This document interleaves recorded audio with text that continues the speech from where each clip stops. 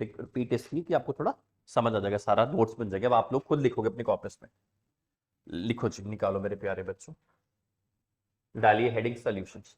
सबकी कॉपी से मैंने लिखा था, अब नोट्स फॉर्मेशन करवाऊंगा ताकि आप लिखोगे अपने कॉपीज में। करेक्ट जी। तो लिखो जी, सबसे पहले सबको मैंने केमिस्ट्री का सिलेबस बता दिया हुआ है।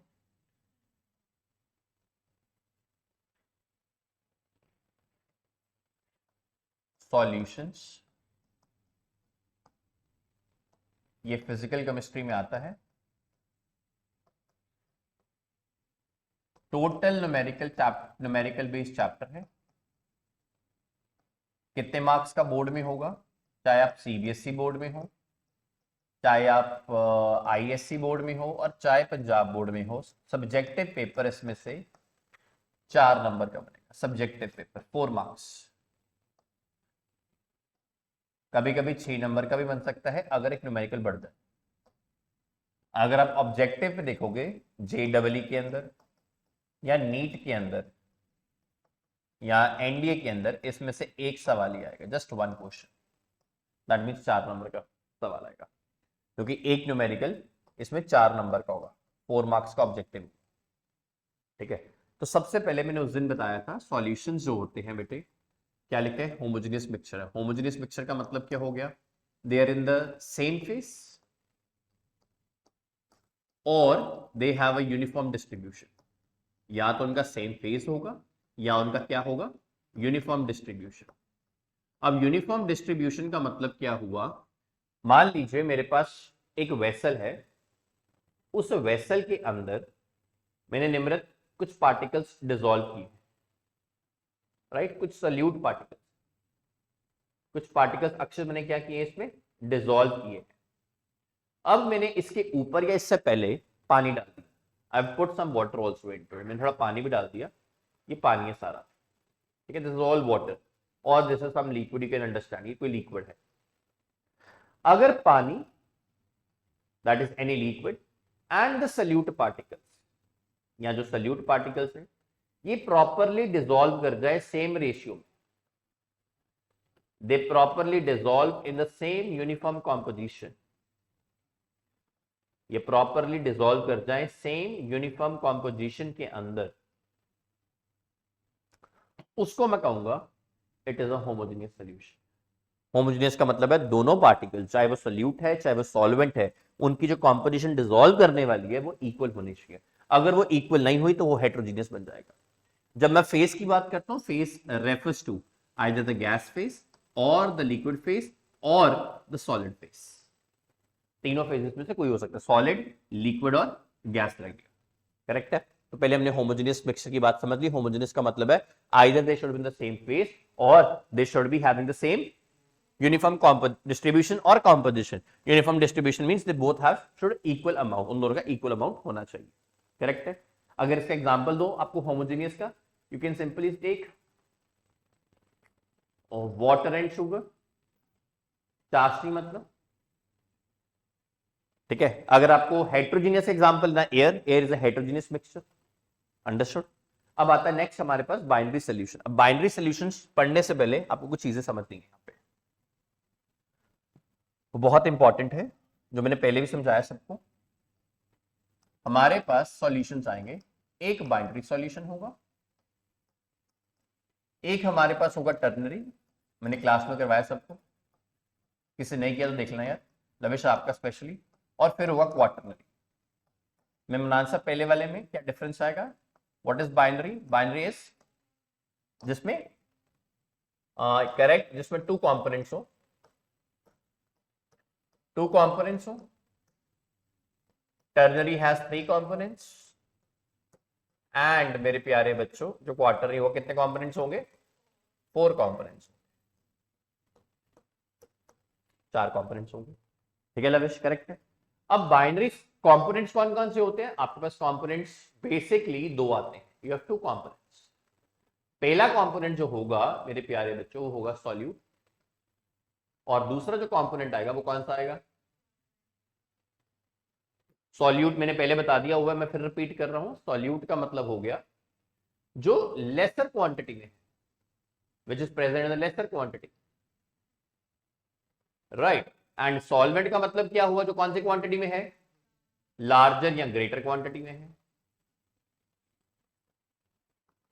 ठीक है मेरे भाई, आप दोनों किसमें, सल्यूट में हुई, 3 लड़कियां हैं, सॉल्वेंट ज्यादा क्वांटिटी में है, तो दैट मीन जो कम क्वांटिटी में होगा उसको हम कहेंगे सॉल्यूट, जो ज्यादा क्वांटिटी में आएगा उसको क्या कहेंगे, सॉल्वेंट।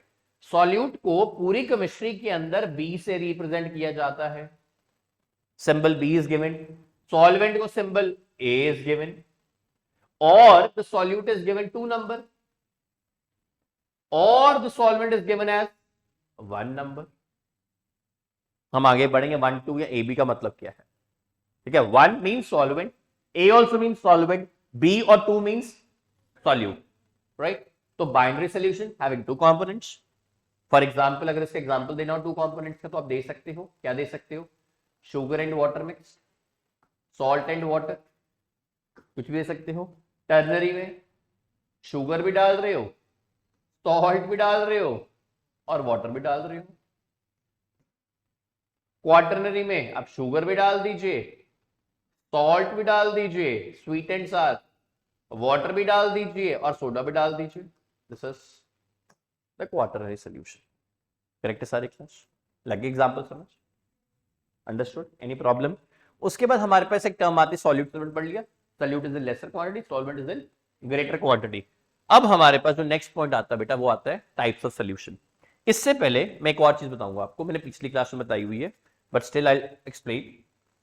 आपके पास सॉल्यूशंस एक कैटेगरी डिसाइड होगी आपसे जब हमारे पास solutions on the basis on the category of solvent आए, on the basis of solvent. इसका मतलब क्या हुआ आपसे, अगर तो आपके पास सॉल्वेंट एज वाटर हुआ,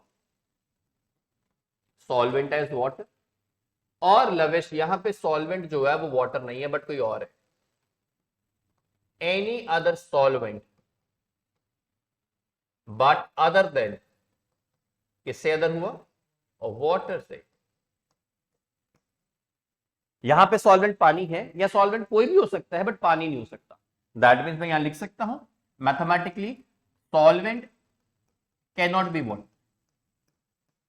तो बच्चों को मन में सवाल आता है फिर सॉल्वेंट कौन सा हो सकता है, तो सॉल्वेंट यहां पे आप बेंजीन ले सकते हो, सॉल्वेंट या कार्बन टेट्राक्लोराइड ले सकते हो, ठीक है, बहुत सारे सॉल्वेंट और मिल जाएंगे आपको। आप sulphur dioxide as solvent use कर सकते हो एटसेट्रा, बट ये सॉल्वेंट नहीं हो सकता। ऐसे सॉल्यूशंस को मैंने क्लास में करवाया था, we term them as aqueous solutions. What we term them as aqueous solutions, because इनमें पानी का सॉल्वेंट है, बट जिनके अंदर ये वाले सॉल्वेंट हो जिसमें पानी नहीं है, उसको मैं कहूंगा non aqueous solutions, non aqueous. क्या ये बात समझ लगती है सारी क्लास को, वो कुछ और है, polar and non polar solvents कुछ और होते हैं। पोलर सॉल्वेंट्स अगर आपने पूछा है तो मैं बता दूंगा सारी क्लास में। तो जो पोलर सॉल्वेंट्स होते हैं वो होते हैं, ये +1 का टॉपिक है केमिकल बॉन्डिंग का।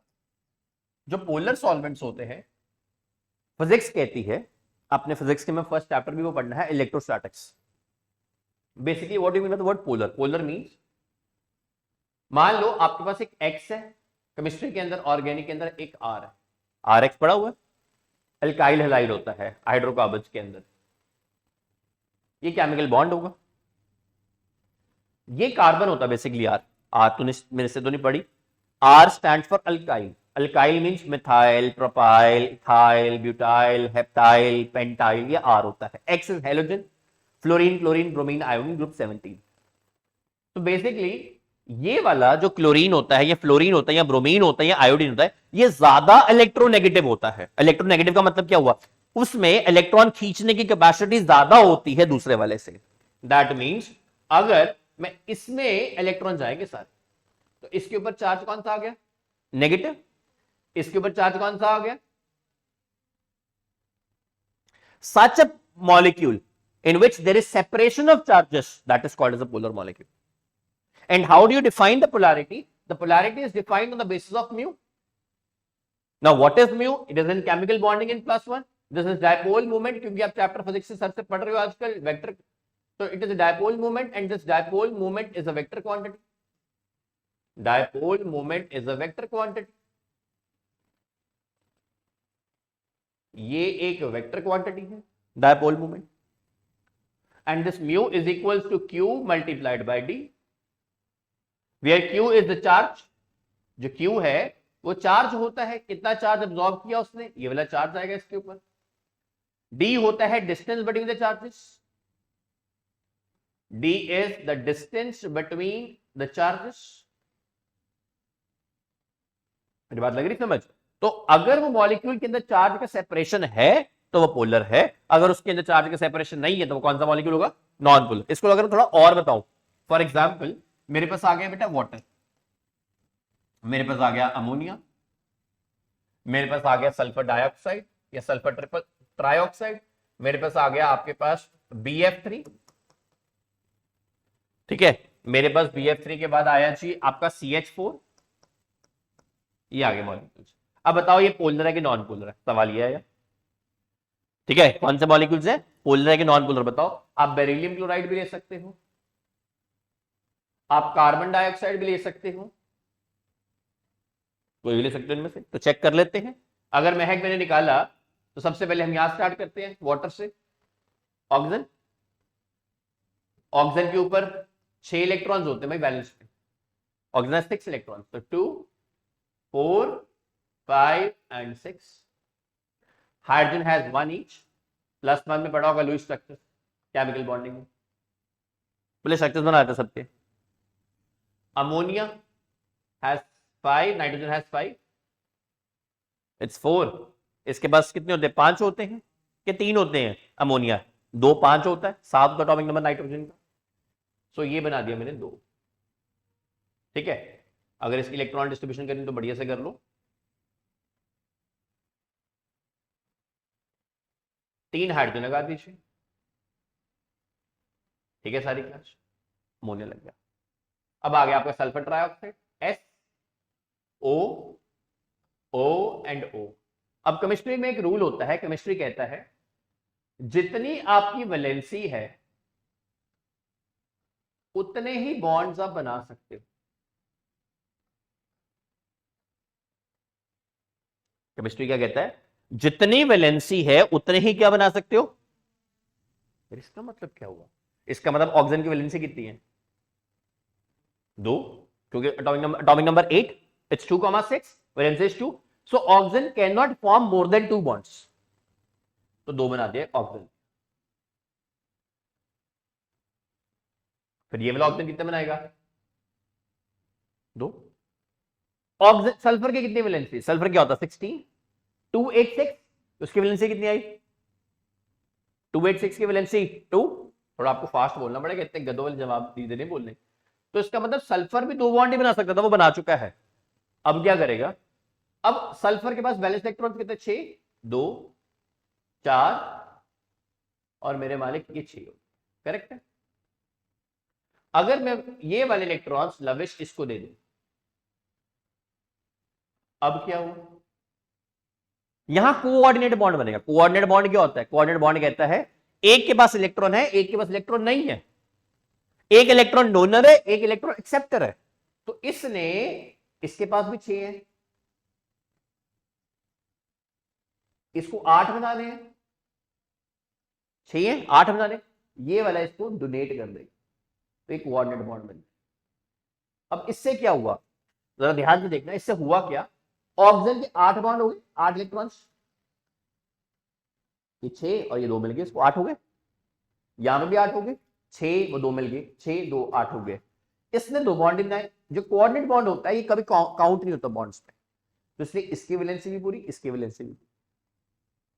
आपको ये समझ लगा, तीनों को उनको लग गया। फिर देख लो, जो कोऑर्डिनेट बॉन्ड होता है it is never counted as a complete bond, half bond कहते हैं, तो इसको मानते नहीं। सल्फर की मैक्सिमम कैपेसिटी कितनी थी बॉन्ड बनाने की, 2, कैसे पता लगा, वैलेंसी कितनी है 2, कैसे 286, सल्फर के भाई ये 2 बॉन्ड बन गए, अब वेलो हो गया सल्फर, कहता नहीं, तो ये यहां क्या लगेगा, कहता है इसके पास लोन पेयर है। लोन पेयर इलेक्ट्रॉन्स क्या होते हैं, जो कोई बॉन्ड में पार्टिसिपेशन नहीं करते, जो वेले घूमते वारागर्दी करते हैं, तो उसने उसको इलेक्ट्रॉन दे दिया, उस केस में ये वाला कोऑर्डिनेट बॉन्ड में एक इलेक्ट्रॉन एक्सेप्टर होता है, एक इलेक्ट्रॉन डोनर होता है। तो मैं इसको लिख सकता हूं, ये वाला इलेक्ट्रॉन एक्सेप्टर था। कौन था? इलेक्ट्रॉन।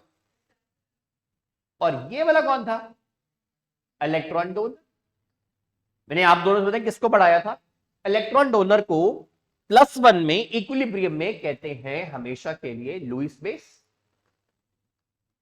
लुईस कॉन्सेप्ट के अंदर +1 में इक्विलिब्रियम में, और इलेक्ट्रॉन एक्सेप्टर को कहते हो लुईस एसिड। तो यहां लुईस एसिड है और लुईस बेस है। जब भी लुईस एसिड और बेस होता है उसमें हमेशा ही कोऑर्डिनेट बॉन्ड का बॉन्ड बनता है। कौन सा बॉन्ड बनता है? Coordinate bond. लगा सारी क्लास को समझ? अब BF3 आ गया हमारे पास इमरान साहब। Boron atomic number 5 2,3।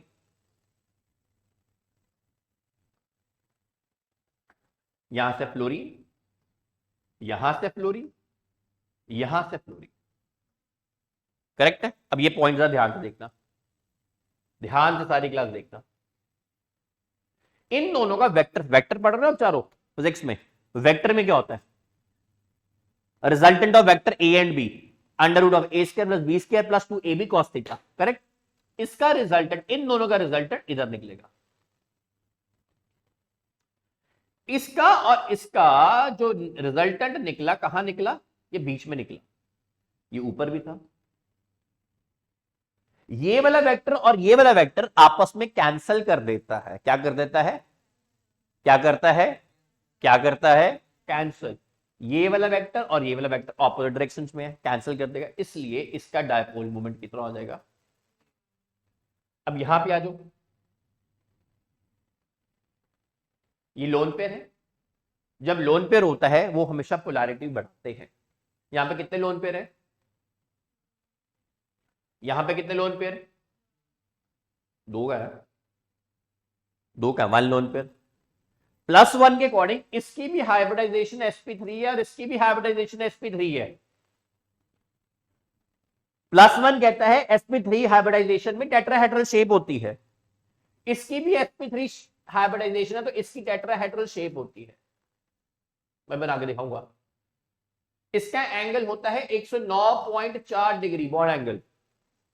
+1 कहते हैं हाइब्रिडाइजेशन, बट इसका एंगल, इसकी शेप अब टेट्राहेड्रल है, यहां थी, ये भी टेट्राहेड्रल होनी चाहिए, बट क्योंकि लोन पेयर आगे ये फैला देते हैं उस बॉन्ड, तो टेट्राहेड्रल नहीं रहती, इसकी शेप बन जाती है पिरामिड। क्या बन जाती है? शेप चेंज क्यों हुई? What is the reason for that? Because of the presence of, इसका जो एंगल होगा 107.5 डिग्री होगा। यहां कितने लोन पेयर है? अब और धक्का मुक्की हो रही अक्षित है, अब और इसकी शेप बिगड़ जाएगी, तो इस शेप को हम कहते हैं बेंट शेप। लविश क्या कहते हैं? और इसका जो बॉन्ड एंगल होगा वो होगा 104.9 डिग्री, और एंगल कम हो गया। अब एंगल कम क्यों होता है ना? अक्षित मन में सवाल है सर एंगल क्यों कम है, ये डी कहां से आ रही है मेजर करने वाली? तो उसको मेजर करने का एक स्केल बनाया जाता है।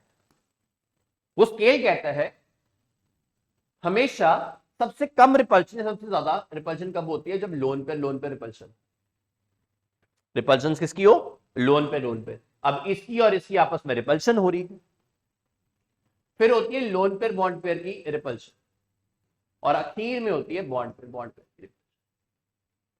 ये रिपल्शन का ऑर्डर रहता है मैक्सिमम। सबसे ज्यादा किसकी है?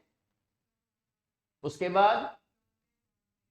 बाद मतलब ये बहुत रिपल्शन कर रहा है, ये एक है, ये बॉन्ड पेयर से रिपल्शन करेगा। अब अगर मैं CH4 बना दूं, 4 होते हैं इस, 1 2 3 और 4, क्या इसमें कोई रिपल्शन होगी? नहीं, क्योंकि इसमें लोन पेयर ही नहीं है, इसमें 0 लोन पेयर। लगा सारी क्लास को समझ? कमिंग बैक, अब लोन पेयर आ गया, जहां पे लोन पेयर होगा वो पोलैरिटी देगा। क्या देगा? इसका मतलब ये पोलर मॉलिक्यूल, इसका डायपोल मोमेंट नॉट 0, इसका डायपोल मोमेंट 0, तो ये कौन सा बन गया? Non polar. ये लोन पेयर है पोलर, इसमें लोन पेयर नहीं है, और सारे आपस में ऑपोजिट डायरेक्शन में कट कर देंगे। कैसे कट करेंगे सर दिखाइए जरा। ये इस डायरेक्शन में जाएगा, ये इस डायरेक्शन में कैंसिल कर देगा वेक्टर, ये इस डायरेक्शन में आया तो ये इस डायरेक्शन में कैंसिल, तो ये भी डायपोल मोमेंट कितना हो गया इसका बेटे? 0। लगा समझ। अब कार्बन डाइऑक्साइड देखिए, वो बड़ा इंटरेस्टिंग है।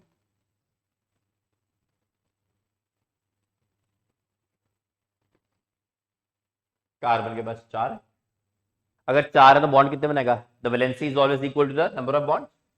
4 वैलेंस इलेक्ट्रॉन तो वैलेंसी भी 4 होगी, तो 4 बॉन्ड बना सकता है। ऑक्सीजन के पास 6 होते हैं, वैलेंसी 2 होगी, तो 1 और 2 बॉन्ड बन गए।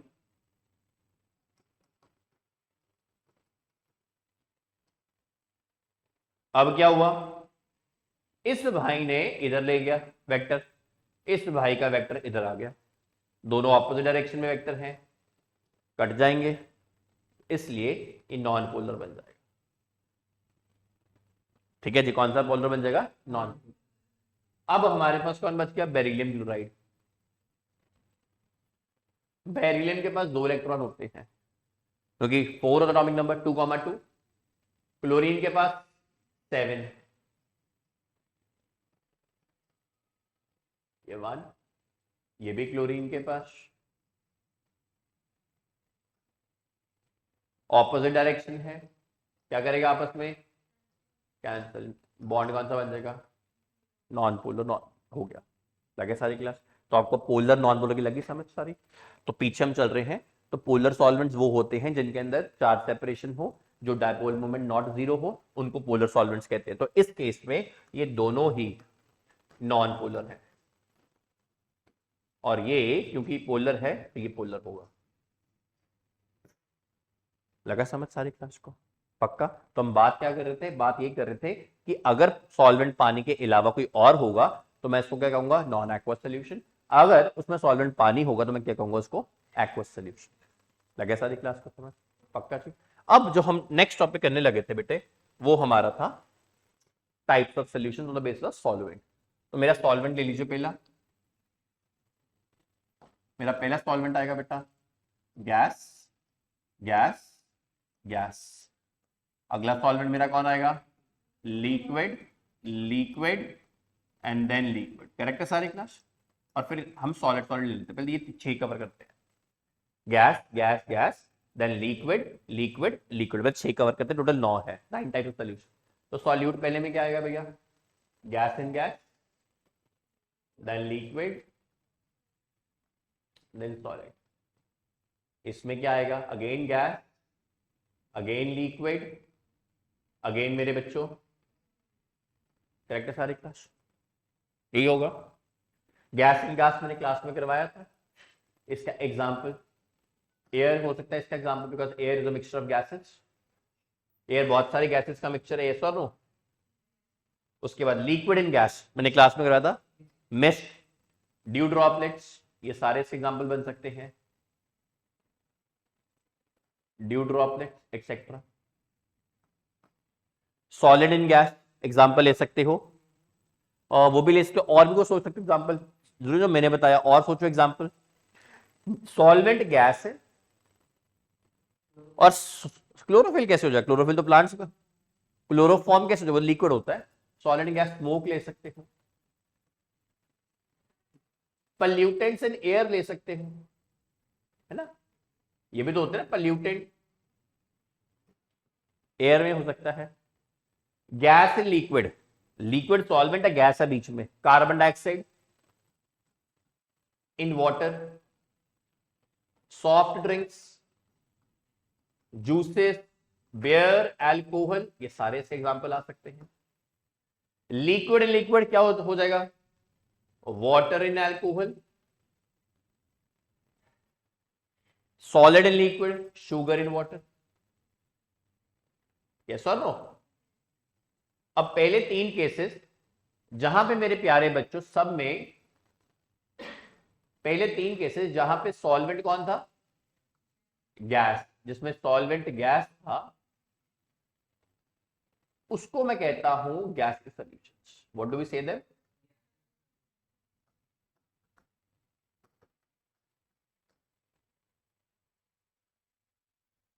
अगले 3 को जिनमें लिक्विड सॉल्वेंट है, जिनमें लिक्विड सॉल्वेंट है, उनको हम कहते हैं लिक्विड सॉल्यूशन। लगा सारी क्लास की समझ? लगे सारी क्लास? उसको हम क्या कहेंगे? Liquid solution. करेक्ट है सारी क्लास? अब निम्रत हमारे पास थर्ड एक और कैटेगरी आती है, उसमें हमारे पास क्या होता है लवेश? यहाँ पे आ जाएगा हमारे पास सॉलिड, यहाँ लिखता हूं solid, solid and solid, right action. यहां पे क्या आएगा हमारे पास? Gas, liquid and solid. अब वो आपका आ गया gas and solid. Hydrogen gas, वो तो गैस है, सॉल्यूट है। एडसॉर्ब्ड, किसमें एडसॉर्ब कर लो?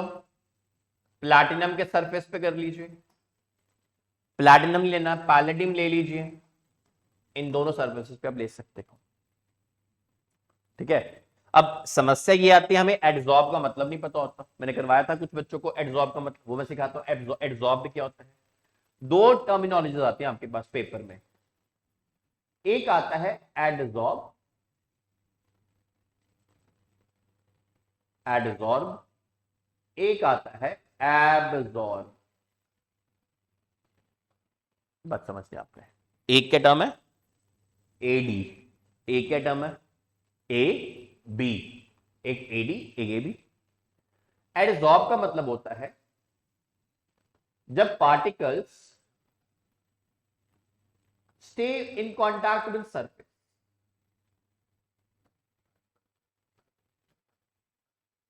जो पार्टिकल्स है वो सरफेस के कांटेक्ट में रहे, सरफेस के ऊपर रहे।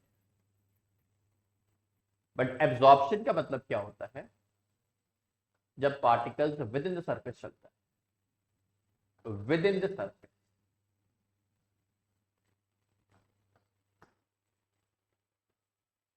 फॉर एग्जाम्पल इसे पानी फेंकूंगा, टेबल पे रहेगा, नीचे गिर जाएगा, राइट? ऐसे ही होगा। बट अगर मैं आपका हैंकी डाल दूं पानी में तो हैंकी गीला हो जाएगा पूरा, वो पानी सोक कर लेगा, अंदर ले लेगा। That is called adsorption. वो एब्जॉर्प्शन है जो सरफेस पे रहता है, वो कौन है? एडसॉर्प्शन। जब हाइड्रोजन गैस है ये सिर्फ सरफेस पे रहेगी। लिक्विड एंड सॉलिड क्या एग्जांपल हो सकता है? कोई बता सकता है मुझे? लिक्विड सॉल्यूट है, सॉलिड सॉल्वेंट है। मड वाटर में क्या होगा? पानी बड़ा होगा, लिक्विड कम, सॉलिड ज्यादा। सोचो क्या हो सकता है? यस, अमेल्गम हो सकता है मरकरी का। अमेल्गम का मतलब क्या होता है? अमेल्गम मरकरी ऑन अ मेटल। अमेल्गम का मतलब होता है अलॉय। सॉलिड इन सॉलिड क्या हो सकता है? ये भी अलॉयज होते हैं। जैसे एग्जांपल देता हूं मैं आपको, कॉपर विद ब्रॉन्ज और कॉपर विद निकल, ये इसका एग्जांपल आ सकता है। लगा सारी क्लास को समझ? लगे सारी क्लास? तो ये इसका एग्जांपल बन जाएगा। लग गया जी? नोट कर लो 2 मिनट लगा के सब कुछ।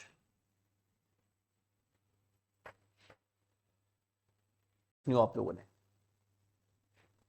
कोई भी सवाल पूछना हो? हाँ जी लवेश, कोई भी सवाल। लास्ट एक बेटा था कहता सर कोटा फैक्टर में कहा जाता है केमिस्ट्री में रट्टा है, बताओ कहाँ रट्टा है। तो कोई भी ऐसा सवाल हो जो आपने कहीं पढ़ा हो इसके बारे, तो आप मेरे से पूछ सकते हो। हाँ जी, यू, आप दोनों बच्चे, यू माय फ्रेंड। तो लिखो जी नेक्स्ट टॉपिक, फिर हम लिखते हैं पेज छोड़ के। यहाँ समझ लीजिए, expressing the concentration of solution.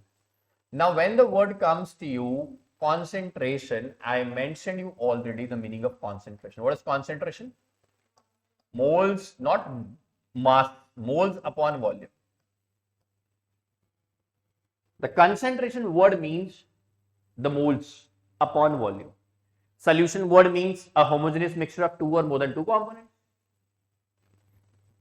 Concentration का मतलब क्या हुआ? कुछ बच्चे जैसे इसने उसने बताया मुझे, कहते सर कंसेंट्रेशन मतलब होता है कॉन्सेंट्रेटेड सोल्यूशन, डाइल्यूट सोल्यूशन। होता है भाई, वो भी होता है, बट वो अभी नहीं जरूर। वो होता है कितना गाढ़ा सोल्यूशन है।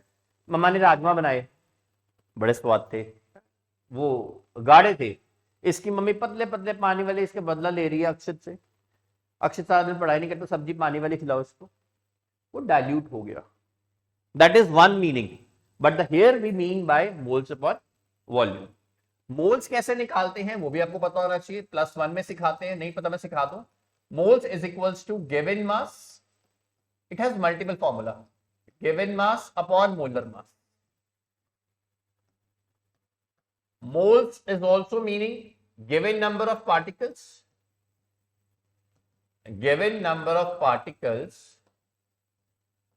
divided by Avogadro number. Moles also mean, मोल का और क्या सर मतलब होता है, given volume divided by molar volume. So these are three basic formulas that you are to be learn in for your medical non-medical journey.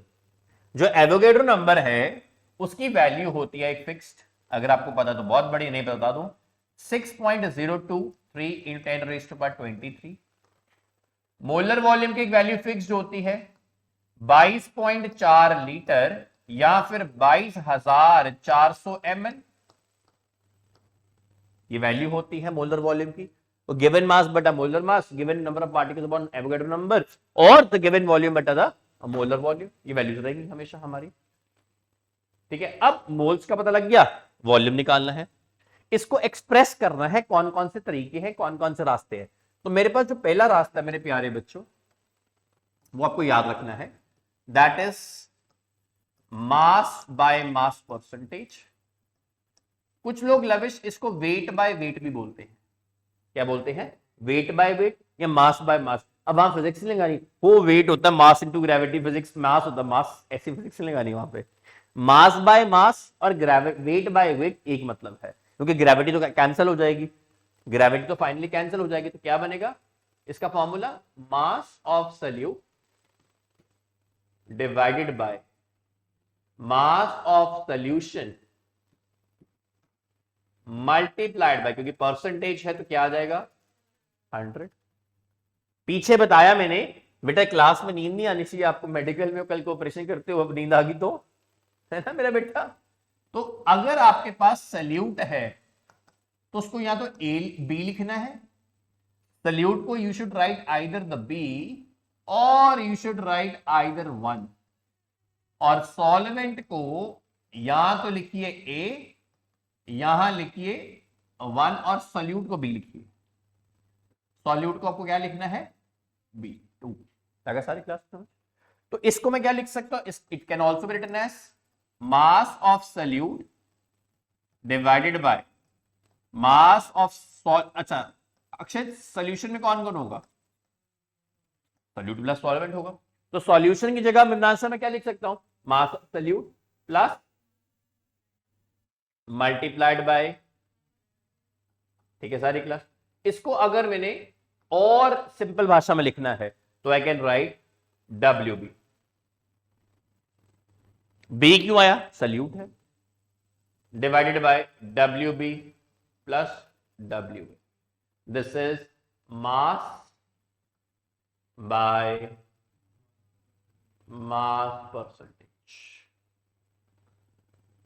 ठीक है, इसको कुछ किताबों में W बाय डब्ल्यू भी लिखा होता है, ये भी लिखा होता है, एक ही मतलब है, मतलब वेट बाय वेट पर। लगे सारी क्लास को समझ? पहले लग गया सारी क्लास का फॉर्मूला। सेकंड फॉर्मूला हमारा यहीं से आएगा बेटा, वो आएगा जी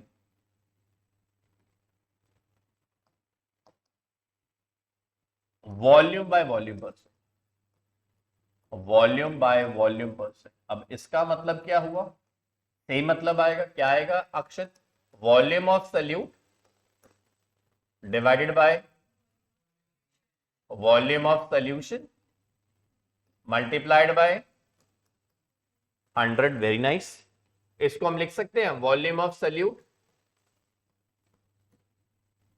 divided by volume of again solute plus, very nice, the volume of solution into 100. अब solute is B, solvent is A, so I can also write as VB upon VB plus VA multiplied by 100, and this I can write volume by volume percent. क्या सारी class? Volume by volume percent. First और second को मिला दे तो third formula बन जाता है। Third formula क्या कहता है? Weight by volume percent. Very nice.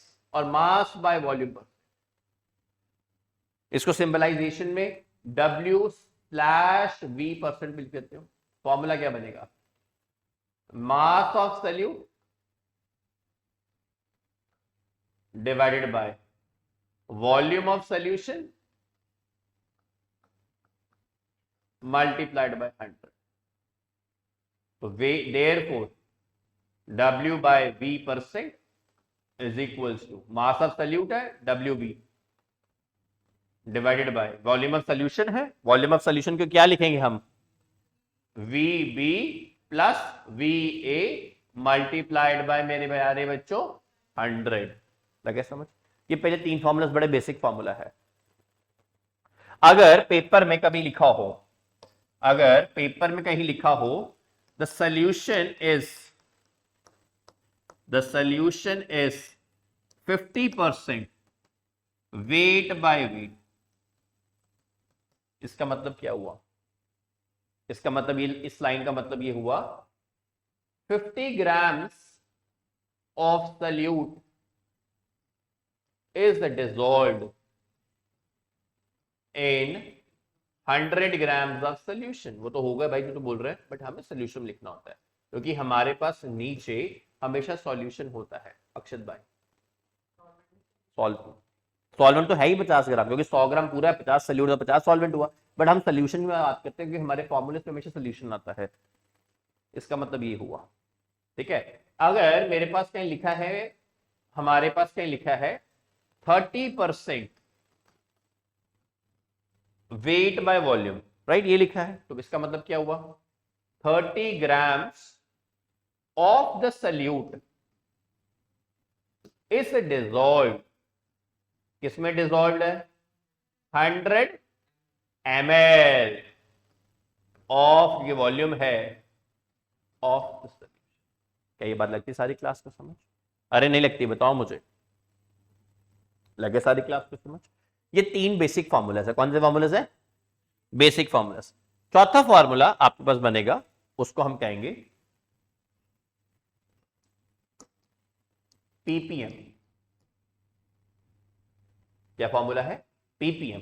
Ppm का किसी को फुल फॉर्म पता हो, मैंने क्लास में करवाई है। क्या फॉर्मूला है, पार्ट्स पर मिलियन, बिल्कुल ठीक है।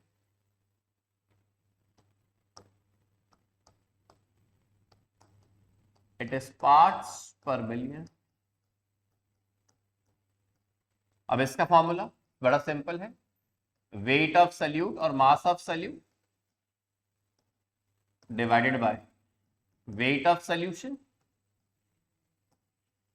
correct, multiplied by 10 raised to power 6. Now why 10 raised to power 6, Lavish?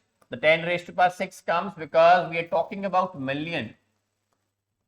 We are talking about, इसलिए 10 raised to power 6 होता है मेरे प्यारे बच्चों। लगा सारी क्लास को समझ? हम इसको लिख भी सकते हैं, which means WB upon WB plus WA multiplied by 10 raised to power 6। अब ये यूज क्या होता है PPM, where is PPM use, मैंने आगे बताया हुआ है, +1 में भी आता है। It is used to measure the concentration of, yes, the pollutants in the air. Pollutants की कंसंट्रेशन मरने के लिए, कैलकुलेट करने के लिए हमें यूज होता है। फॉर एग्जाम्पल, मैंने अपनी 4 व्हीलर कार का पोल्यूशन सर्टिफिकेट लेना है, या 2 व्हीलर बाइक का, उसमें लिखा होता है, मान लीजिए 40 ppm ऑफ कार्बन डाइऑक्साइड, ये लिखा हुआ है, मान लो। इसका मतलब क्या हुआ, what do you mean by the statement? The statement means 40 parts of carbon dioxide, 40 parts of carbon dioxide are present in 10 raised to power 6 parts of air. इसका ये मतलब होता है, लगा समझ? 40 ppm का मतलब क्या है, 40 पार्ट प्रेजेंट है, किसमें, 1 लाख में, 10 लाख में, 10 रेज के बाद 6, 10 लाख होता है, 1 million, 10 lakh parts of air के अंदर। लगा समझ? नोट कीजिए पहले सारा बात।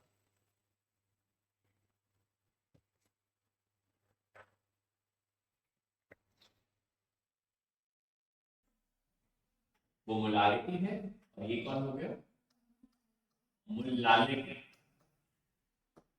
This is small m. Now, the first point that you have to know, इसका जो यूनिट है जिससे ये रिप्रेजेंट किया जाता है, that is mole. It is also known as mole per liter. इसका जो यूनिट होगा, that is molar. That means it is mole per kg. दोनों में अंतर है.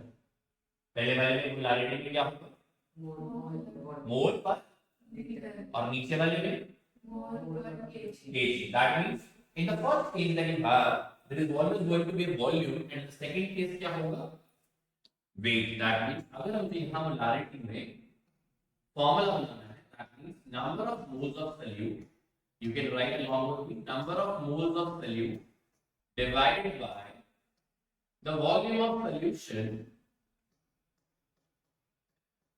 in ml multiplied by 1000. If it is in ml, you have to multiply with 1000, but if it is in liters, you don't need to multiply with 1000. अगर litre में हुआ option तो 1000 से multiply नहीं करना. तो अगर मैं यहाँ लिख दूं मेरे प्यारे बच्चों, number of moles of solute divided by the volume of solution in liters. So now Mimnansa, I don't need to multiply it with 1000 because this is molarity now and there is no need of multiplication. Similarly, if I go here on the case of molality, it will give me number of moles of solute, divided by weight of the solvent. So remember, this is solvent, not the solution, in grams multiplied by 1000. Now n is equal to, again, the number of moles of solute,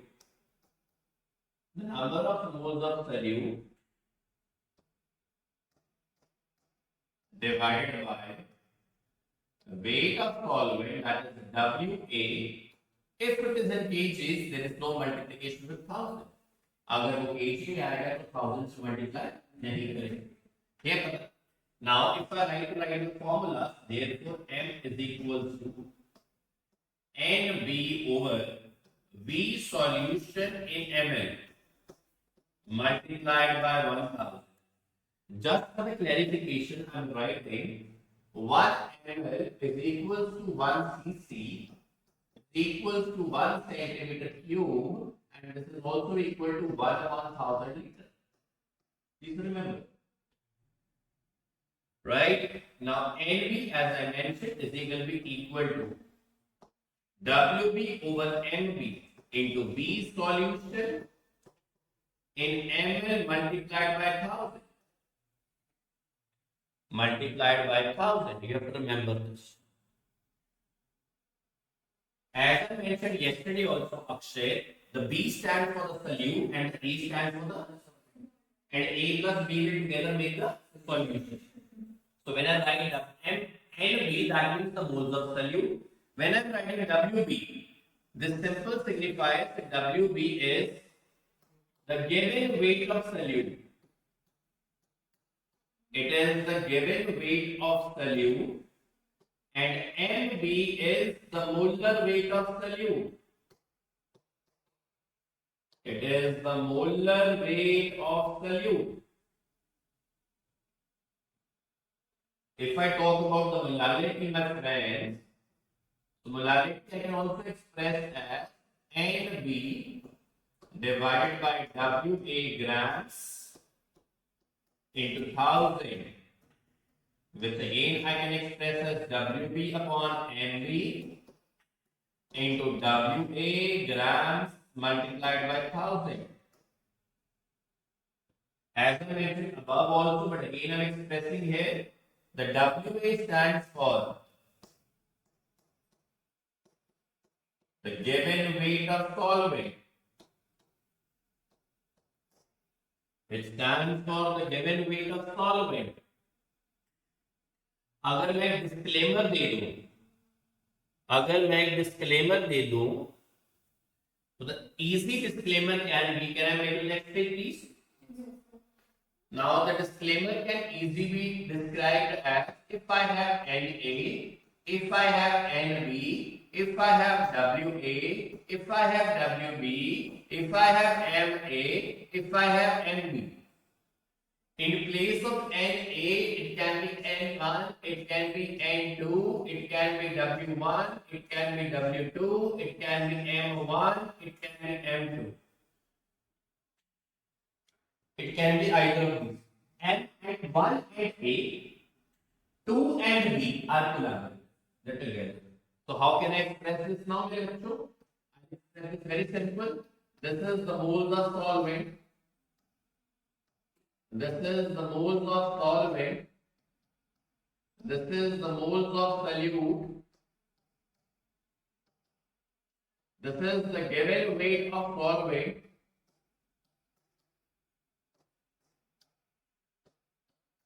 This is the given weight of solute.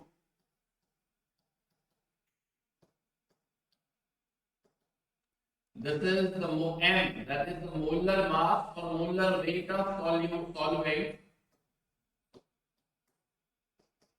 This is the molar weight of solute. Should know this better. The symbols are important in changing plan here. So while I was writing on the left hand side, molarity. So coming back to molarity is equal to, as I discussed, WB upon MB into volume of solution in ml into 1000. Also, molarity has a shortcut. Molarity is equal to X into D into 10 upon NB. What is X? X here stands for the mass percentage given. The D here stands for the density of the solution. MB, as I mentioned, describes here the molar weight of solute.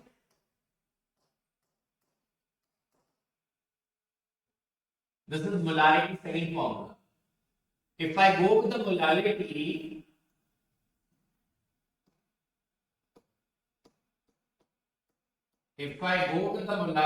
small m, it is equal to, as we discussed before, WB over MB into WA grams multiplied by 1000. Also, M is equal to XB into 1000 divided by XA into MA. These are the shortcut formulas that you have, my friends.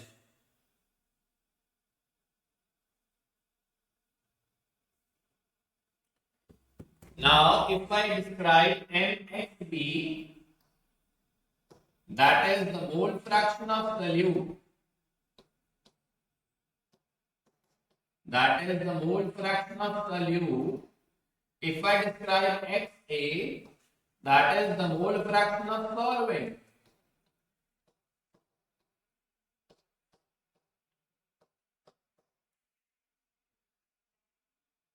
हमें पता है, since we know XA plus XB is 1, therefore XA can also be written as 1 minus XB. XA can be written as 1 minus XB.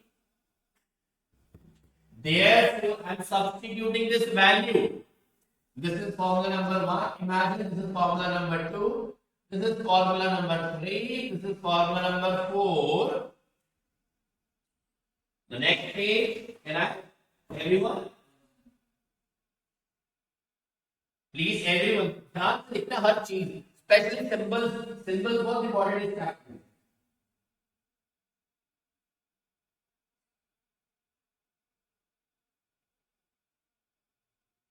Done everyone? Now I'm going to the next page. If someone is left, I'll share it afterwards. Now, putting the value of x a is equal to 1 minus x b in fourth equation. And Vinasha, Mehak, what is the fourth equation? Fourth equation is x b into 1000. Molality का formula है. That means m is equal to महक क्या बन गया result xb multiplied by 1000 divided by now instead of x a what I can write 1 minus xb मेरे बच्चों so 1 minus xb multiplied by ma this is correct everyone क्या ये लगता है सारी क्लास को समझ ma में बात कर चुका हूं ma क्या होता है मोलर वेट ऑफ सॉल्वेंट तो ये हमारे बन जाएगा अब if I take any relationship, if I talk about the competition part, a relationship between the capital N, that is molarity, and the molarity.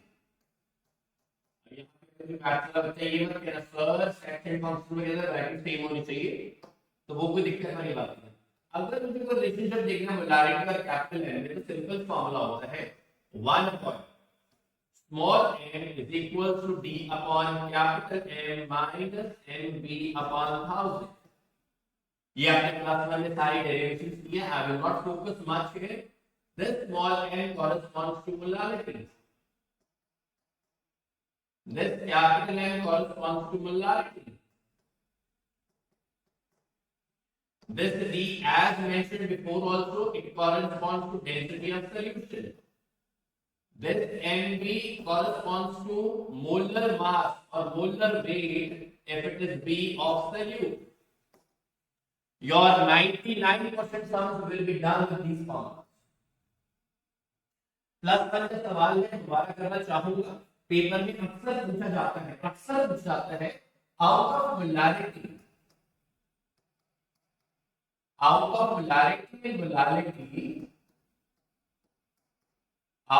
molarity and molality ज्यादा बढ़िया method कौन सा है कॉन्सेंट्रेट फिगर करने का? क्या सवाल आता है? मोलारिटी और मोलालिटी से ज्यादा बढ़िया मेथड कौन सा है मेथड करने का? Method concentration. तो हम बोलते हैं since capital M is NB upon V solution ml multiplied by 1000 and small m is equals to NB divided by WA grams multiplied by 1000. Now please point to be pointed, point to be noted मेरे बच्चों. भाई ये दोनों का numerator same है. Molarity के denominator में volume आ रहा है और मोलारिटी के डिनोमिनेटर में वेट आ रहा है. और हमें पता है विशाल सर ने दिखाया है according to the volume law और Charles law. Not the volume law, volume pressure molecular volume. According to Charles law states of matter plus 1 I say there is a 9 over in the gas law. When answer what is Charles law? It says volume is directly proportional to temperature. अगर ये volume पे dependent है तो ये temperature dependent होगा.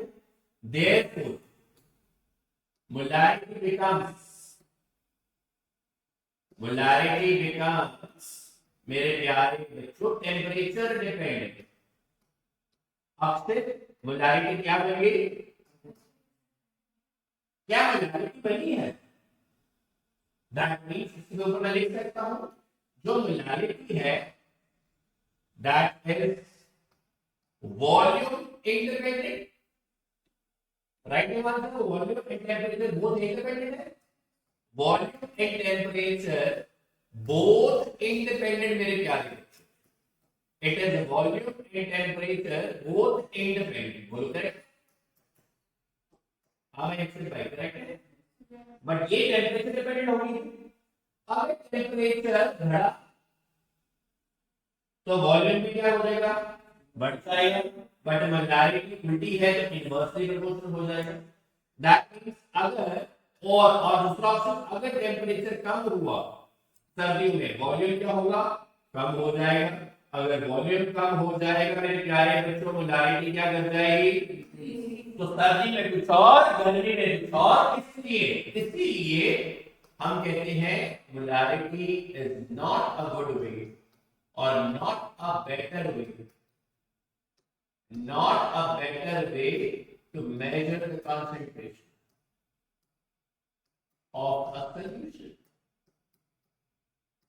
अगली बात समझ आ रही है? Note कीजिए, giving you 2 minutes.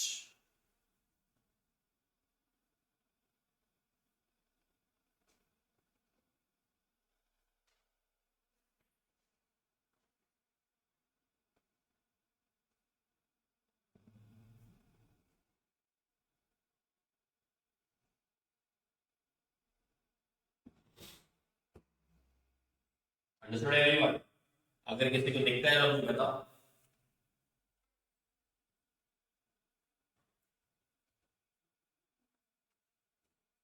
अब इसके क्वेश्चन बन सकते हैं बहुत सारे, multiple.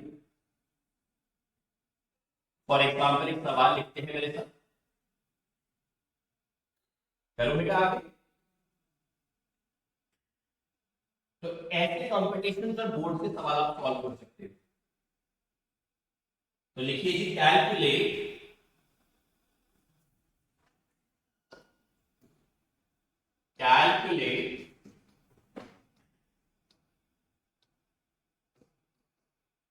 the molarity of 2.5 grams of ethanoic acid in 75 grams of benzene. पहला भैया मुझे बताइए जरा, इसमें सॉल्यूट कौन है, सॉल्वेंट कौन है अक्षर भाई? Solute acid. अच्छा भाई, ये हो गया सॉल्यूट सर, ये हो गया सॉल्यूट बी बन गया, और ये बेंजीन है तो ये बन गया सॉल्वेंट। सबसे पहले मुझे अगर मैं जवाब के लिए सवाल निकालना देखिए, मोलारिटी का फॉर्मूला लगाइए। मोलारिटी के दो फॉर्मूले हैं, पहला formula NB upon WA grams multiplied by NB is WB upon into WA grams multiplied by, ये पहला फॉर्मूला है। दूसरे फॉर्मूले में क्या होता है, मोल फ्रैक्शन से जाती है, x3 into 1000 over x into ma, ऐसे फॉर्मूला होना चाहिए। x3 into 1000 over x की जगह 1 minus x3 into ma, ma कौन है, मोलर वेट ऑफ सॉल्वेंट, तो मोलर एनर्जी ये bma भी होती है, बोलिए। अब क्या बनेगा, wb, इसका वेट दिया हुआ है 2.5 gram multiplied by 1000 divided by nb। nb क्या था, yes master, if you remember, nb is the molar weight of solute, very good। now ethanoic acid क्या होगा वो देखना पड़ेगा आपको। ethanoic acid is CH3COOH, इसका मोलर वेट है 46, WA वेट ऑफ सॉल्वेंट 75। इसको सॉल्व करोगे आपका आंसर आएगा बोला, सॉल्व करो।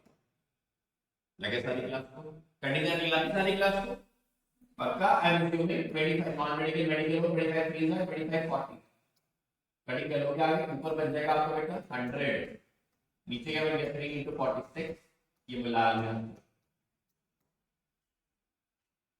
ठीक है जी, नोट करो, नेक्स्ट देखो मेरे साथ।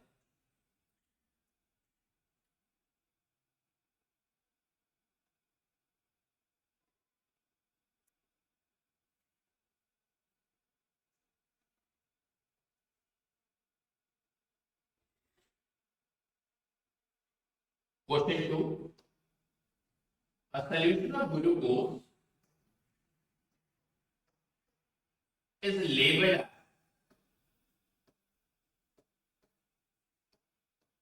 a solution of glucose is labeled as 10%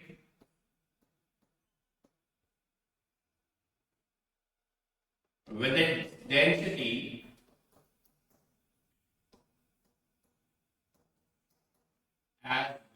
1.2 gram पर M. Find the molarity and मोलारिक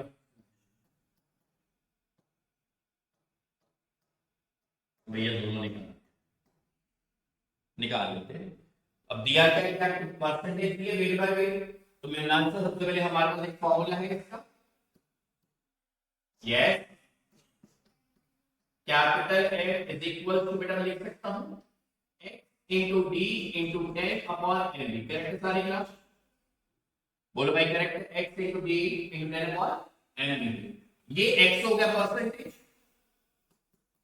10 density कितनी है 1.2 डिवाइडेड बाय, अब एमपी है, एमपी मतलब molar weight of solute. Glucose का मोलर वेट हमेशा याद रख लीजिए 180 होता है फॉर एम। ग्लूकोज का मोलर वेट कितना है, सुक्रोज का शुगर 342 होती है, मतलब लर्न कर लीजिए यूरिया लर्न कर लेंगे नॉट, तो इसका 180 आ गया चलिए, ऊपर कितना आया 100 into 1.2 अपॉन 180, 0 और 0 कट गया, ऊपर कितना आ गया 12, तो आप इससे बोल में ठीक बोल रहे हो, 2/3 आ गया मोलार मोलर, इसको अगर डेसिमल में करोगे 0.67 मोलर आ गया, ये मोलारिटी आ गया।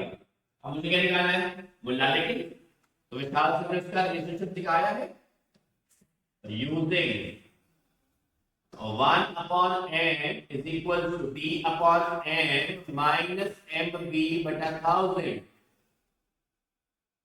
राइट नेबलर।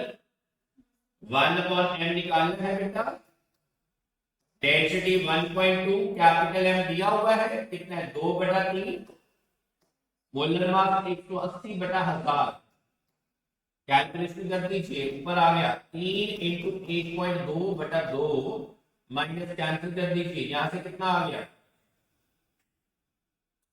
18 बटा 100, इसको और कैलकुलेशन कर दीजिए 0.6, 1.8 माइनस 0.18, सॉल्व करोगे आपका आंसर आ जाएगा।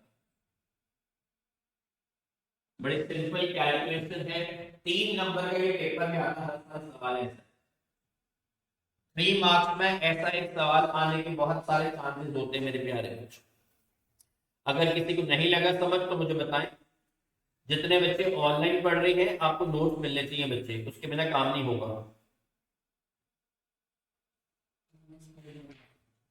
कितना चाहिए -5, माइनस का आंसर है, गलत निकाल दिया। 1.8 से पॉइंट इतना निकालना बेटा, नॉन मेडिकल आईआईटी कितना है ये तो आप मैं समझता हूँ कि आपको आना चाहिए।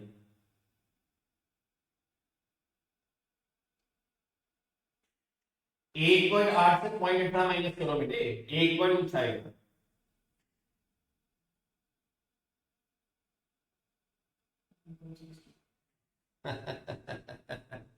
कोई बात नहीं, होता होता कभी कभी। चलिए जी करेक्ट सवाल और ऐसा क्वेश्चन नंबर 3 लिखे सारे बच्चे। आप 10 क्लास 1 मेरे से पढ़ रहे इसलिए आपका थोड़ा बेसिक तो थोड़ा हाथ तंग रहेगा। कैलकुलेट द मोलारिटी फिर कोई सवाल में कैटेगरी का सवाल है, लेकिन एक सवाल की मल्टीपल प्रैक्टिस हो जाएगी। Calculate the molarity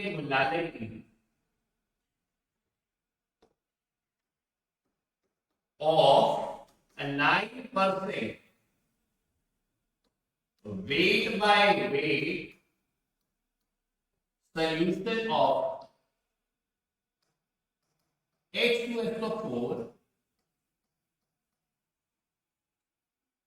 whose density is 1.02 gram। अब देखो मुझे पता है, अब आप लोग क्लास में मेरे से तो नहीं पढ़े, मुझे पता नहीं कैसा केमिस्ट्री का बेस है, बट आप सबको मैं बता दूं सल्फ्यूरिक एसिड का मोलर मास कितना मान लो बोर्ड कंपटीशन में टाइम सेव करने के लिए ये 98 होता है। अब आप क्लास माइनस मल्टीप्लाई करोगे तो गेम भी खेली जाएगी कंपटीशन। चाहे आप नीट के हो, चाहे एनडीए के हो, चाहे जेईई के हो, चाहे सीयूईटी के हो, तो भाई मोल नंबर से पहले बनाना है डायरेक्ट लगेगा। ठीक है मेरे प्यारे बच्चों, मोल नंबर साइन के मोलारिटी निकालने सबसे पहले मैं क्या करूंगा, डिफरेंट फार्मूला मोलारिटी का परसेंटेज है using capital M is equals to x into d into 10 upon mv। x कौन था x कौन था, वेट बाय वेट के सॉल्यूशन बिल्कुल टिपिकल 9 है बेटा, डेंसिटी 1.02 दी है, प्लस ये हो गया मेरे माने 98, ये हो गया कितना बन गया 9 into 10.2 upon 98 मोलर। क्या ये बात सारी क्लास समझ आती है, कैलकुलेशन कर सकते हैं सारी क्लास। अब मुझे मोलारिटी निकालनी है, मोलारिटी निकालते हैं बेटे। Now 1 upon m is equals to d upon m minus mv upon 1000। 1 upon m d कितना है बच्चों 1.02 अपॉन, आपको सॉल्व करना पड़ेगा 9 into 10.2 ऊपर जगह 98। क्या कैलकुलेशन समझ आती है, जो डिनोमिनेटर होता है वो ऊपर जाता है। मैथ्स का थंब रूल है, तो समझ लीजिए मैथ्स का थंब रूल रेशियोज का, अगर ये रेशियो है, आपको मैंने 10th में सिखाया है, जिसको नहीं आता सीख लो, आता है तो बहुत बढ़िया। इसका थंब रूल क्या कहता है, इसका जवाब क्या होगा a into d divided by b into c। अगर किसी चीज में डाउट हो, कैलकुलेशन में, मैथ्स में, हिस्ट्री में, छुपाना नहीं बनना, पूछना है, तो वो मैंने रूल लगाया -98 अपॉन 1000। यहां से क्या बन गया, ये कटिंग कर गया बेटा 10 आ गया 98 upon 10 into 9 minus 98 upon 1000। Correct है, कॉमन निकाल सकते हो, calculations 98 upon 10 common, 1 by 9 minus 1 upon 100, तो 9.8 एलसीएम 900, 100 माइनस 9 क्या बन गया 9.8 इंटू 91 अपॉन 900 मिला। कैलकुलेशन सब कर देंगे, मुझे पता है, दिस इज द आंसर। लगा सारे क्लास कॉन्सेप्ट बिल्ड करो, कॉन्सेप्ट में बहुत सारी गेम है, बहुत सारी गेम कॉन्सेप्ट में खेली जाती है। एक सवाल और देता हूं मोल फ्रैक्शन के बेसिस पे,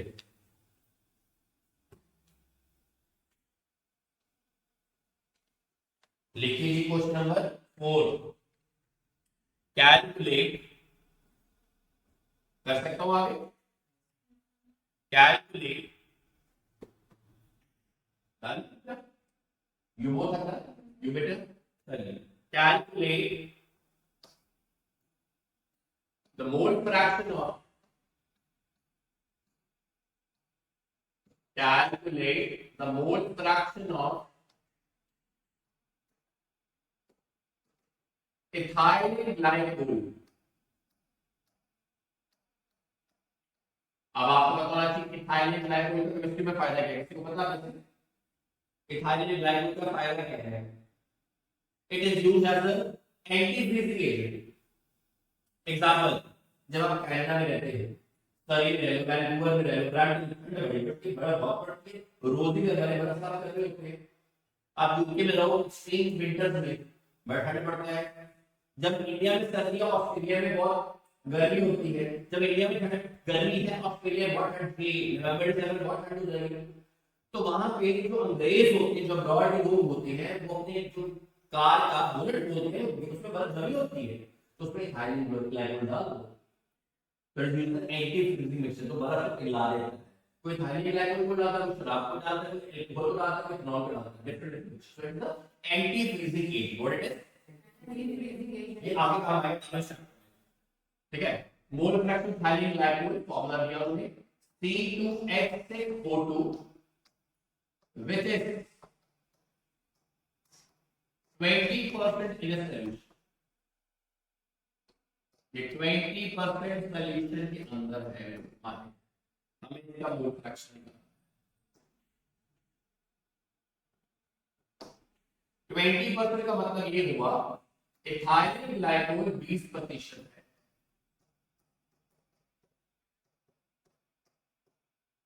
इन अ सॉल्यूशन।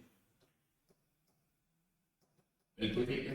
तो सॉल्यूशन में और कौन होगा, पानी तो होगा, जो पानी होगा 80%।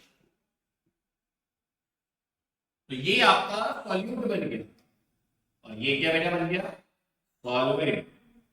तो मोल फ्रैक्शन को सॉल्यूट के निकालनी है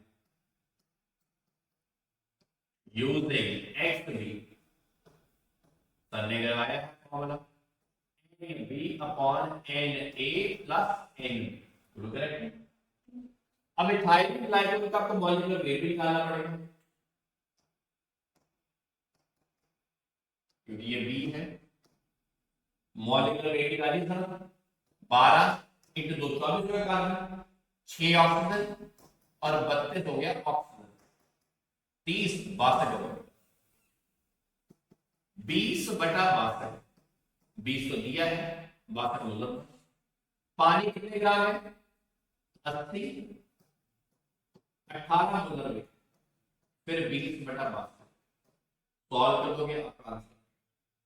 जैसे मैंने बताया it has no unit, mole fraction has no unit, that is it has unit.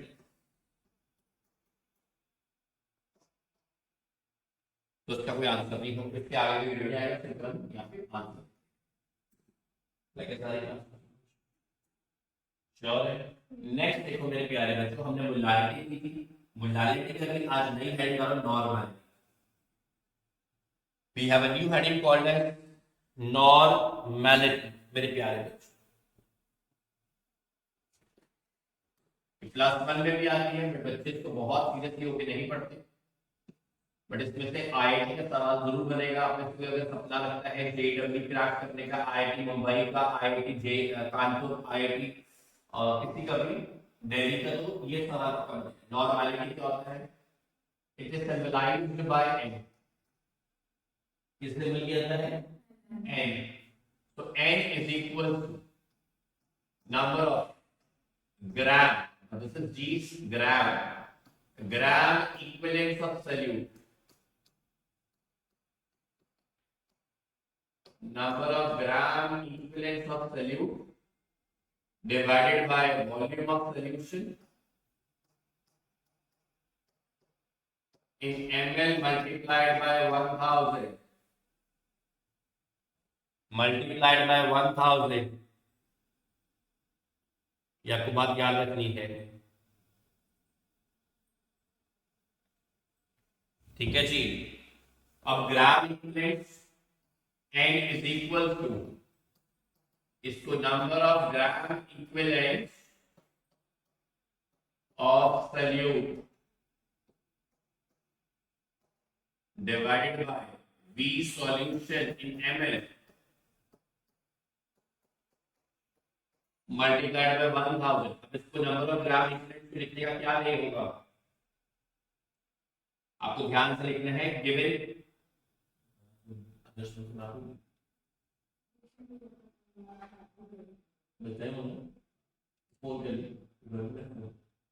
now number of gram equivalents is given mass over equivalent mass.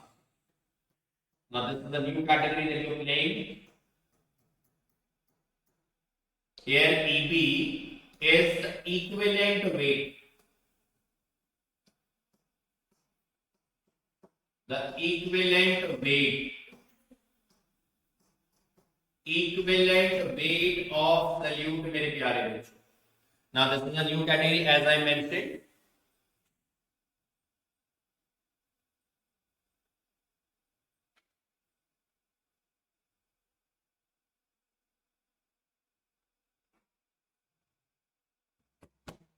Equivalent weight of solute. How, what is equivalent weight now, sir? Equivalent weight is equal to molar weight divided by n. Equivalent weight is equal to molar weight बटा n. What is n, sir? N stands in 3 categories. First n is the valency of a salt. What is it? Is valency of salt. Second, it can be acidity of a base. and third it can be basicity of an acid. We'll discuss in detail आगे थोड़ा. And first category, what it is, N can be the valency of the salt, and also N can be acidity of a base, and also N can be the basicity of an acid. What is that? I will describe it in the future. I mean, which means N can also be written as WB upon MB divided by N into B solution ml multiplied by 1000. Playing with the ratio proportion again. WB into 1000 upon MB into B solution ml. Now ratio proportion N will go up. Correct है, N ऊपर जाएगा. क्या आपकी पूरी class में से कोई मुझे बता सकता है, ऑनलाइन ऑफलाइन सारे बच्चे, ये किसका फॉर्मूला है? ये किसकी है जी? Very good. Therefore, I can also write it as N is equals to molarity multiplied by N, and can also be written as M capital multiplied by N, where capital M stands for the molarity, where capital M stands for the molarity.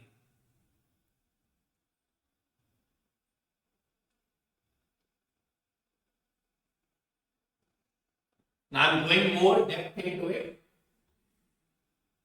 On this, can I move to the next page? Everyone? Now, Akshay, if I talk about more about EB, as I discussed, since EB is equal to MB divided by N, what was EB? As I mentioned in the previous slide, EB was the equivalent.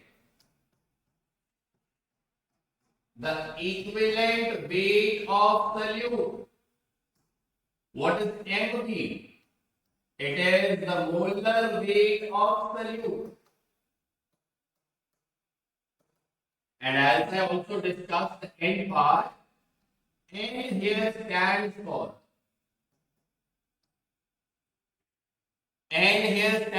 three categories. The first category, as I mentioned, the valency of a salt.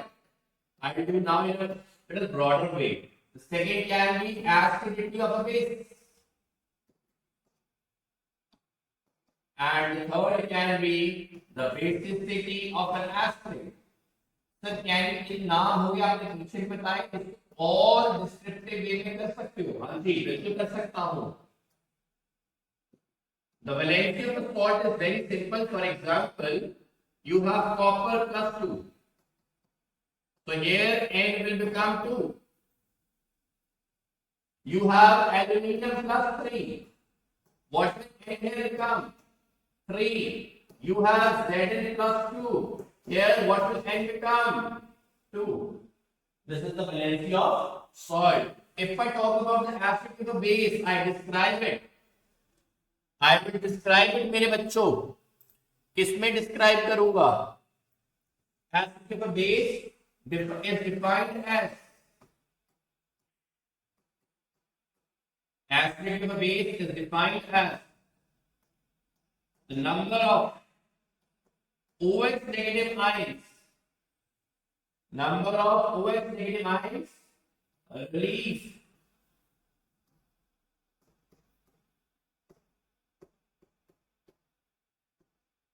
per molecule of a base.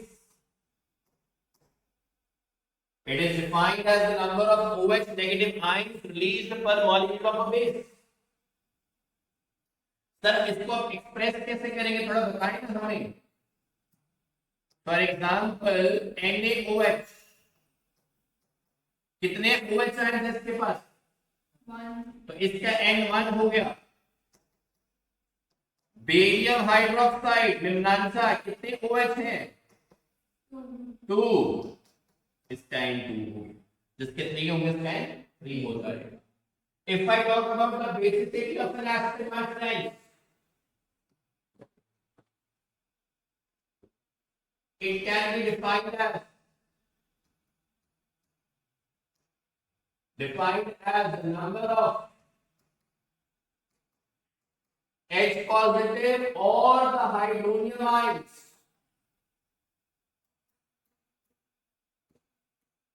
released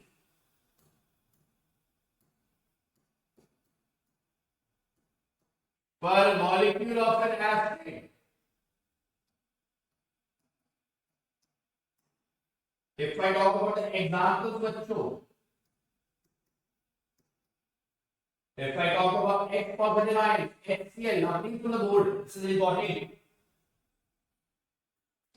HCl will dissociate H positive plus Cl negative, correct?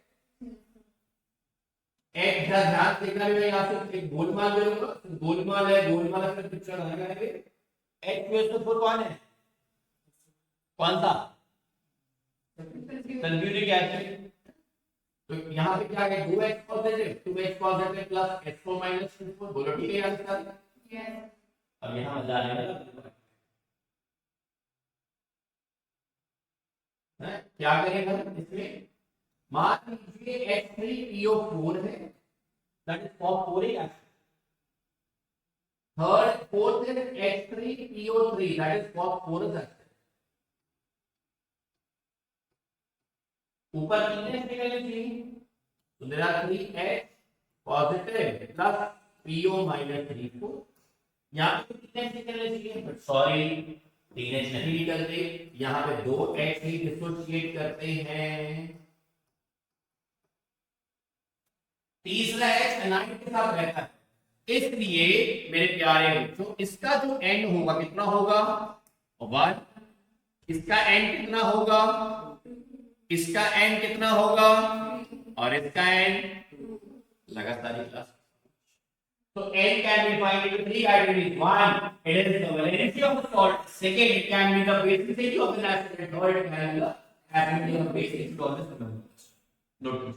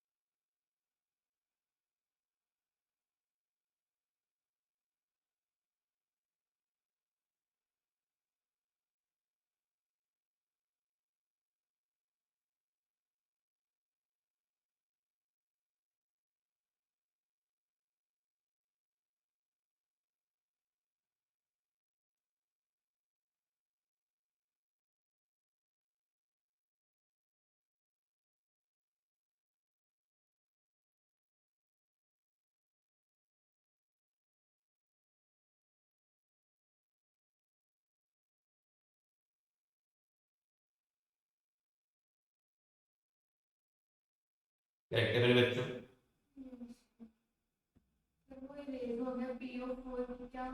PO इधर इस case में आएगा SO minus 24, इस case में PO minus 34 phosphate आए और HPO minus 1 3। जो PO ये जो एस्टर है इसको फॉस्फोरिक एसिड बोलते हो। कौन सा एसिड बोलते हो? और ये वाला होता है phosphorus.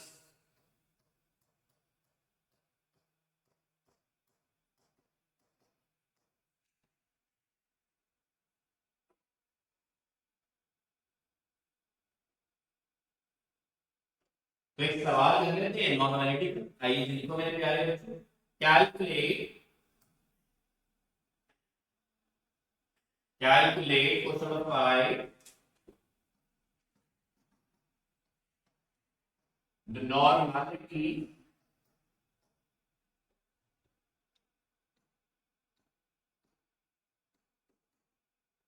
and the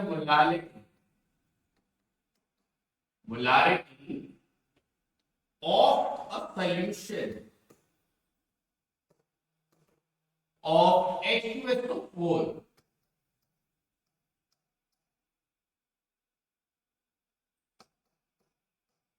in which 9 9.8 grams of it is dissolved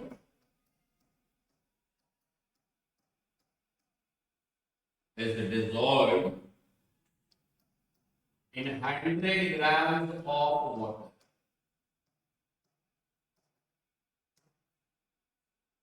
ये आपको बात समझनी है, डिसॉल्व। तो सबसे पहले हम मोलारिटी निकालते हैं।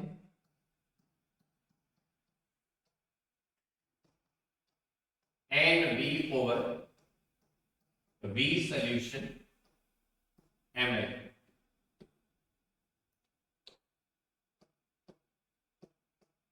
multiplied by 1, NV WV over MV into V solution ml into 1000. Therefore capital M given mass कितना मेरे बच्चे 9.8, इसका मोलर मास 98 ने सिखाया। करेक्ट है सारी क्लास? अब देखो सारी क्लास, मुझे एक बार सही होगा। जो वाटर होता है उसकी डेंसिटी हमेशा सेम रहती है, नहीं तो ना density of water is always going to change until and unless the mass it is not the saline water or it is not a impure water. साफ पानी की डेंसिटी सेम रहती है हमेशा, वो रहेगी। या तो अगर आप ml में ले रहे हो 1 ग्राम पर ml, अगर आप kg में ले रहे हो 1000 kg पर मिनट। हम सवाल किसमें कर रहे हैं? ग्राम्स में कर रहे हैं। तो डेंसिटी है, वेट है, वॉल्यूम निकाल सकते हो। क्या लिख रहे हैं यहाँ पे? There since density is equal to, क्या फॉर्मूला डेंसिटी का? Mass upon volume. डेंसिटी कितनी लूंगा मैं? 1। मास कितना बेटा? पानी का। वॉल्यूम निकालूंगा, वॉल्यूम कितना है मेरे पास सॉल्यूशन का? ये बात नहीं करेगा। into 100 into 1000। तो ये सॉल्वेंट नहीं है, आप इसको 100 ग्राम का सॉल्यूशन में लिख सकते हो अगर मन में कोई कंफ्यूजन है। ठीक है मेरे प्यारे बच्चों, यहां से कटिंग हो गया, कितना आ गया 10, यहां से कटिंग हो गया 10 आ गया, तो मोलारिटी कितना आ गया भाई 1। बट मोलारिटी नहीं निकाला, साथ में क्या निकालना है हमने? नॉर्मैलिटी। सर विशाल सर ने हमें शॉर्टकट सिखाया है, normality is equals to molarity multiplied by small n। Now this is sulphuric acid and sulfuric acid gets dissociated into 2H positive plus SO minus 2,4. So here N will become 2. That means 1 multiplied by 2, and this is now SI unit is normal, or you can also write N. N is the answer. Answer not eligible.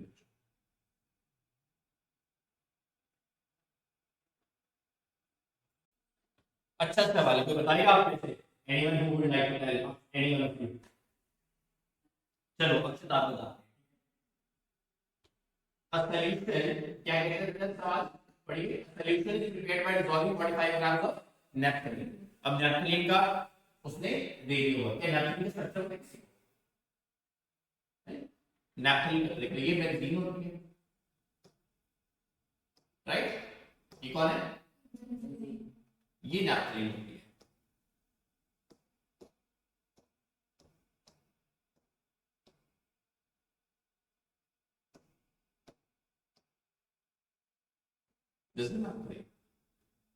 ठीक है, अभी मैं रब कर रहा हूं, but आपको ठीक है। अगर 3 रेंज हो जाए उसको एंथ्रासीन बोलते हैं। एक को बेंजीन, दो को नैप्थलीन, तीन को एंथ्रासीन। कमिंग बैक, नैप्थलीन की है इतने बेंजीन में मोल फ्रैक्शन निकाली दोनों की। मोल फ्रैक्शन पहले मैं किसकी निकालूंगा?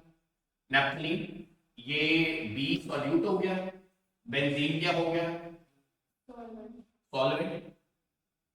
तो एक्स बी निकालूंगा। NB over Na plus NB। एक इसमें गलती है, इस सवाल में 100 ग्राम ऑफ बेंजीन है, वो लिखना है। एन बी कितना बेटा, W B upon N B divided by W A upon M A plus W B upon M B.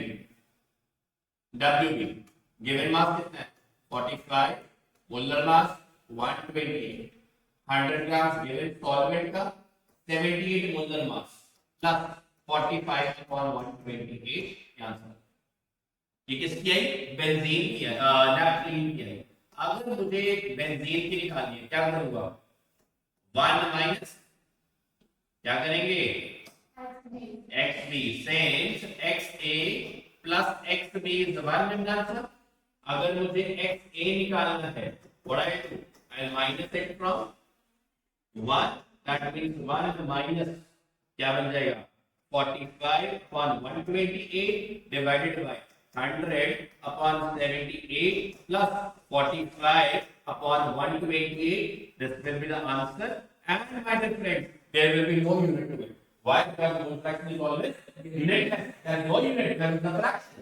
Note this option.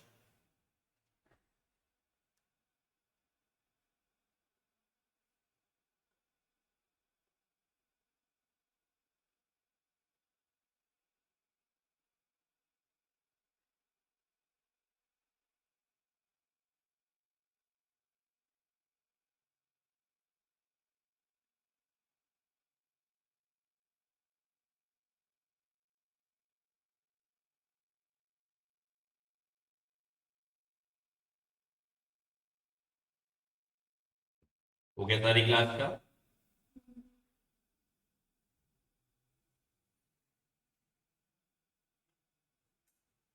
अगला सवाल देखना है, आइए मैं आंसर मिलता आप कर सकते हैं। देखो 3 बार बोर्ड में आया, 3 बार कंपटीशन किया है, 2015 में, 2011 में और 2005 में। क्या कहता है, what is the mole fraction of solute in 1 and aqueous solution? Aqueous solution is like it has always as water. Mole fraction निकालने सर ने एक फॉर्मूला सिखाया हमें शॉर्टकट, विशाल सर ने क्या सिखाया है, using n is equal to xb into 1000 divided by xa into ma. Then yes, you want this one. What do you define here? You define xb. Okay, we'll do. और इसको आगे आगे थोड़ा और कर दो, x is equal to xb into 1000 over 1 minus xb into ma. Then yes. Now multiply with given as what?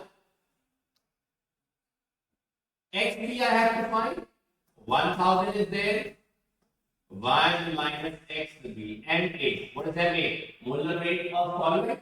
What is solvent here? Water. Water. Water has हमेशा molar weight 18 आ गया है।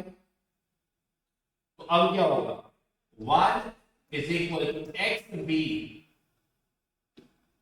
xb मेरे प्यारे बच्चों इंटू 1000 से divide करते हो, हमेशा याद रख लीजिए 55.55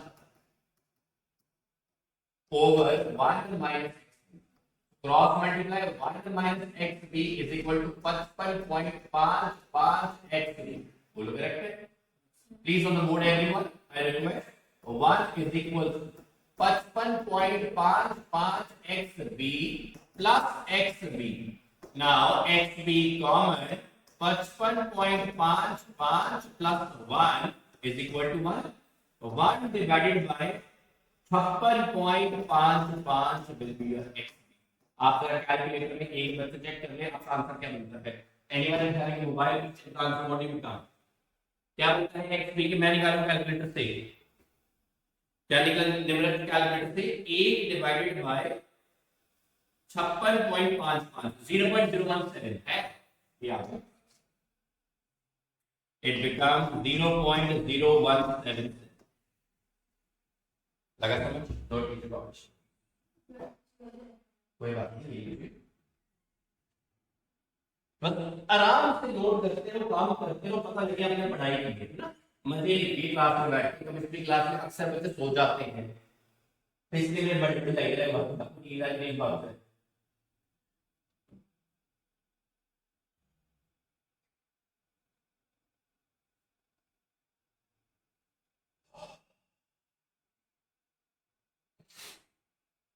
When you done this, please let me know we are done.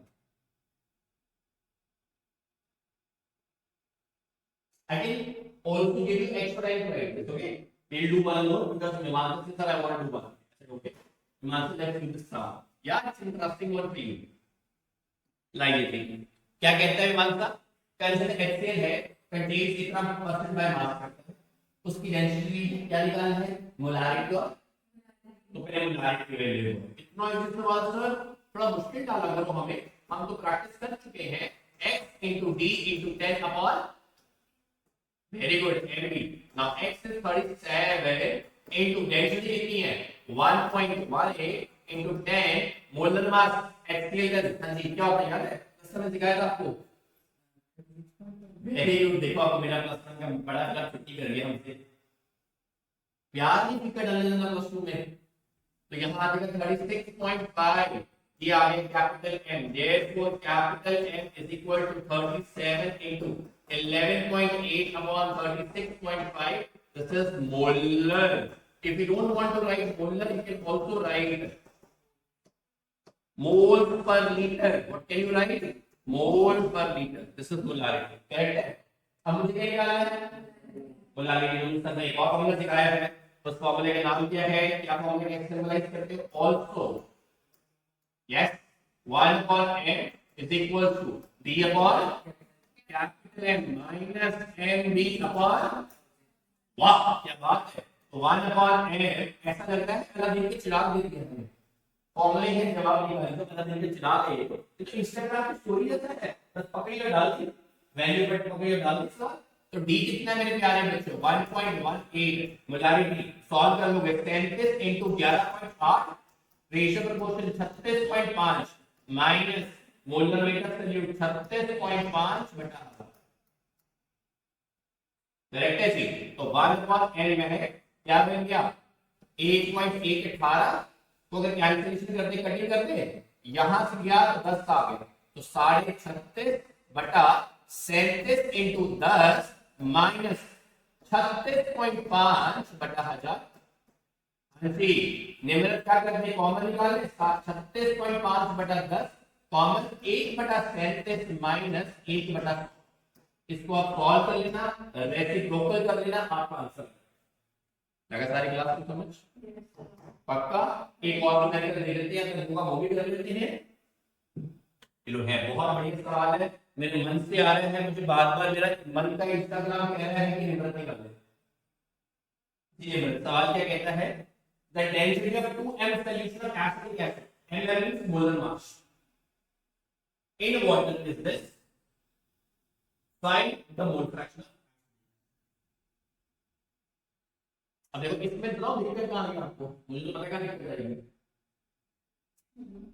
Unit नहीं करते तो मैं पहले कर लेता हूं. यहां तो सारा में उस पे ले लीजिए केजीस में. तो ये सारा ग्राम में लेंगे. तो मैं कोशिश करता हूं ग्राम में करने की. करेक्ट. 1.02 kg पर डेसीमीटर क्यूब. अब डेसीमीटर क्यूब क्या होता है सीखना पड़ेगा.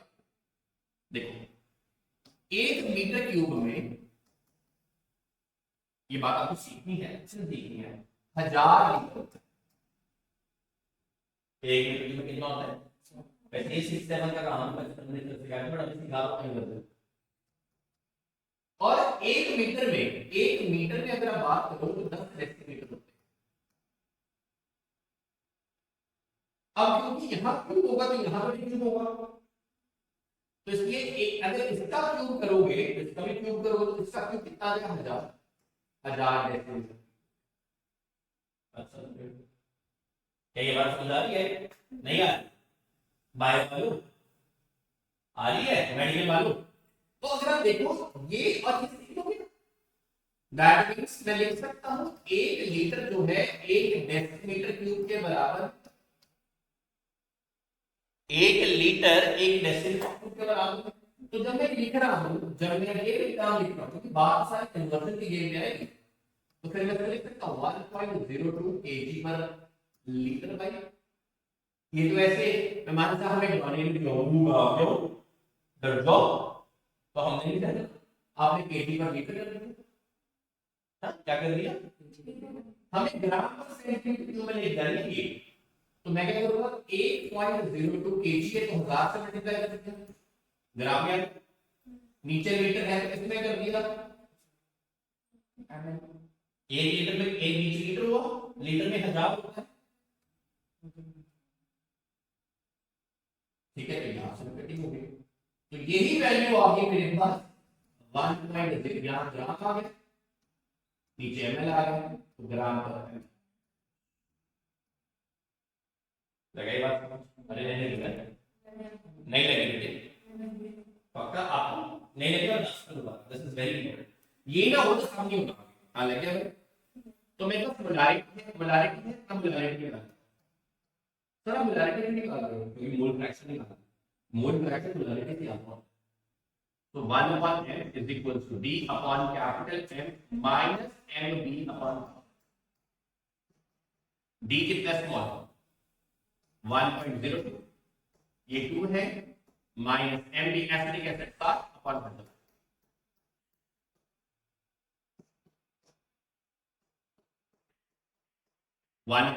क्या आ गया, और बाद में करेंगे 2 माइनस 6/100 हो गया, 0.06, हाँ जी ये आ गया पक्का। अगर मैं इसको डिवाइड करूंगा तो मैं थोड़ा कैलकुलेटर की हेल्प करो, आपको पेपर में नहीं लेना, बटा 2 बेटा इतना मैक्सिमम, अच्छा 0.51 माइनस 0.06 माइनस 0.06, ओहो आप कितनी इंटेलिजेंट हो, अरे बेटा जी आपके अंदर तो नहीं है, मुझे पता नहीं था, या फिर 0.45, फिर प्यारे बच्चे ने m कितना आ गया 1/45, अब इसको किया कर लो, आई मीन अक्षर 1 डिवाइडेड बाय 1, ये आ गया m आपका आ गया 2.22 बोला, ठीक है। आप अगर आपको छोटी क्लासेस में बेसिक मैथ सिखाया था, अबैकस में शॉर्टकट डेवलपमेंट नहीं लगाया, क्योंकि बच्चे कहते हैं कैसे हुआ, ठीक है, यहाँ से फिलहाल आ गया। अब मुझे क्या निकालना है हमारे मोल फ्रैक्शन, नाउ लिख सकते हो small m is equal xb into 1000 over xa into ma, m is equal xb into 1000 over 1 minus xb into m, correct है बच्चों, m है आपके पास 2.22, xb निकालना है आपसे 1000, 1 minus xb कर निकालना है, स्मॉलर है, स्मॉलर कितना है, पानी है 18 होगा, अभी सिखाया 1000 और 18 कितना होता है, इससे सामने सिखाया 55, इसलिए ऐसे हमेशा कुछ नंबर्स कम करते हैं, 2.22 is equal to xb into 55.55 over 1 minus xb,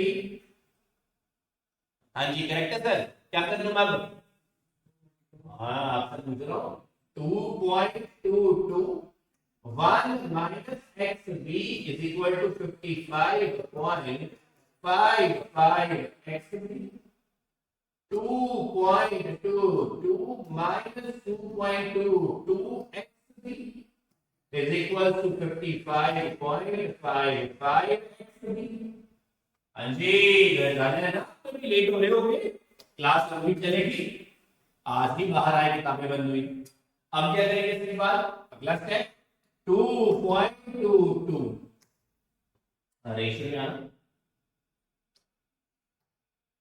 is equal to 55.55 xb plus 2.22 xb, correct है, ध्यान रखना ऊपर इस केस में, इसके बाद हम भाई 2.22, अब आप प्लस कर दोगे 77 आ गया, 57 आ गया,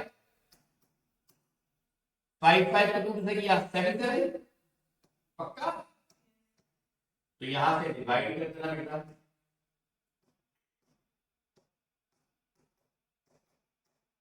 आपका x क्लियर है, किसी ने कुछ सवाल पूछना है मेरे से पूछ सकते हो, नहीं तो कल करेंगे इसके बाद, यहाँ तक लगे सारे प्रैक्टिस करें सब, ठीक है, नोट कर लीजिए बाकी बच्चे।